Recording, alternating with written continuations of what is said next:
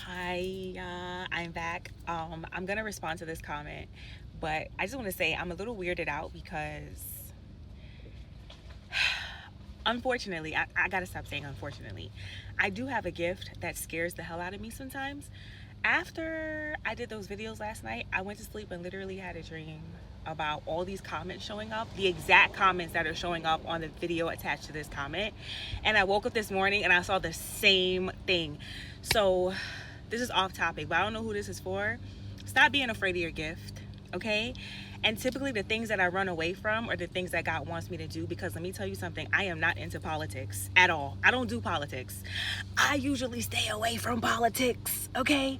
But because I saw this in my dream last night and then I woke up and saw the exact same thing, I was like, oh my God, God, what are you doing to me? I don't do politics. I don't. Okay, focus. So, your comment says, I was a hospice med tech. I gave all narcs, shots, everything, but the pumps. We also did wound care. We had training, of course. So I'm glad you said something. Don't pay attention to me as I'm cleaning my equipment because I just finished with a patient. So you're gonna see me cleaning my equipment, but I'm gonna respond to this comment because I think it's very important. So yes, right? Number one, you prove my point, right? You're a hospice med tech, right? Again, you're also limited because you cannot do pumps. RNs, registered nurses, can do pumps, right? Which proves my point. However, a lot of the med techs don't know, and facilities don't know, that they can upgrade their med techs from a regular med tech to whatever specialty that med tech might want to take on. However, I always tell everybody, once you know yourself and you know what you're able to tolerate and what you're able to handle, you don't have to do anything you don't want to do. What am I saying? So, with me, I'm going to give y'all an example. With me at my job, they have been pushing for me to do or start doing pediatric hospice, right? But the people that know me know peds is not my thing. Peds is not my thing. I don't do peds. I will do pre-op PACU because I have experience in that. I will do hospice, which is what I'm doing now because I have experience in that. I will do med-surg, oncology, ICU, trauma because I have experience in that. But if you put me in peds and I don't have no experience in that, the family's house that you're sending me to, they're going to be at a disservice, okay? So a lot of the times, if you know yourself and you know what you're capable of as a medical professional, you can say, I don't want to do that. And then there are people who are comfortable in their skin and will be like, yo, I'm finna do this because, that's what they want to do. However, you don't have to do anything you don't want to do. And a lot of the med techs that I spoke to that are in these facilities, they're not comfortable going up or learning anything else because either they have had bad experiences or they lost a loved one to the certain specialty that the facility might be pushing them to go towards. Like, so you never know, right? Another thing is that, girl, there's so much to this. And I don't want to make this overly overdrawn, but thank you for commenting. But it's like, even if you were the hospice med tech, you are still limited, okay? Nurses, that's why they need the nurses 24 hours 7 days a week, because we can do a little bit more. And remember, whatever facilities these patients are at, they're supposed to be at their most comfortable level, okay? Oh, that's what I wanted to say. So I have worked at, this is not my first hospice job that I've had. I've worked at another one before. I don't want to say the name to start any controversy, but I worked at another hospice before. In that other hospice, let me tell you, we had, because I was doing remote, but answering the phone calls, triaging, all that stuff, I would have med techs calling from the facilities saying, hey, we have a patient here by the name of da da da da da. We know she's your patient. However, she's in pain and we're not allowed to give this narcotic. So I said, do you guys have a nurse that's in the facility that can give it? No, we don't. Can you guys send out a nurse? So now we have to send out one of our emergency nurses or a float nurse from ours to go and give a PO medication because that facility cannot give our narcotic because of the med techs that are there. You see what I'm saying?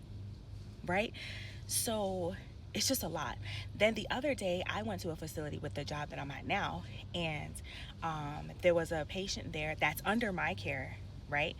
That's under my care, and the facility was like, hey, she's been agitated, da da da da da da da da. And I was like, okay, well, do you guys have anything to give her? The nurse there, which was not an RN, the nurse there was like, I believe he's an LPN.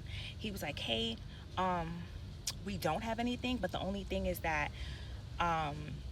we're not allowed to give PRNs. So I said, well, how?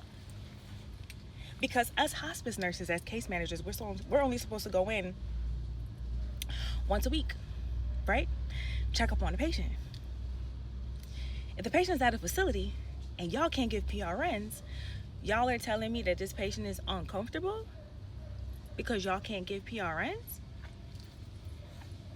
And y'all don't have an RN to give the PRN? And it's daytime. It's daytime. When I went over there, I think it was like 2 o'clock or so. And I was like, y'all don't, they were like, no. I said, okay, bet. Anyway, got the order, da-da-da, and I'm telling the doctor, and the doctor was like, hey, what we can do, because he was like, well, when is she getting agitated? And I said, I'm with her now.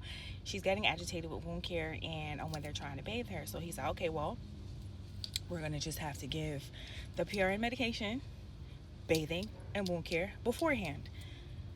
So you see what I'm saying? Like, all of this is trickling down and people are not paying attention. They're like, oh, it's for education. It's for No, there's more to this than just education. There's more to this. It's more. Another example. I went to another facility. Patient is under our care. Now, don't get me wrong. When they're under our care, we can send an emergency nurse to go and see that patient.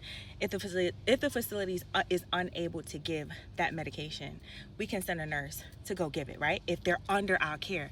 But remember, these facilities have hundreds of patients that are not under our care because certain family members do not believe in hospice care. You're picking what I'm throwing down?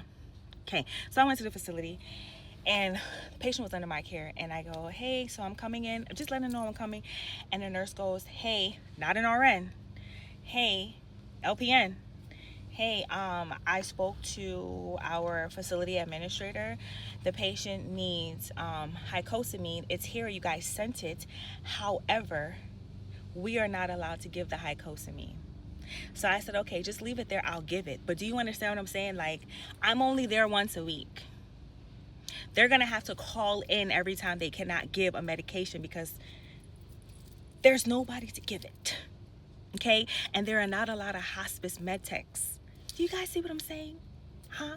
So it's like, it's a lot, right? So I don't know, just whoa, okay? So anyway, I had to go get the medication while I was there, but it's by God's grace that this patient is under our care, because if they call us, we can send someone to go give it at any time. But it's like, what about the ones that are not under our care? The whole world can't be under hospice because there are families who just don't believe in hospice. You know what I mean? But the patient has symptoms. It's just a lot, okay?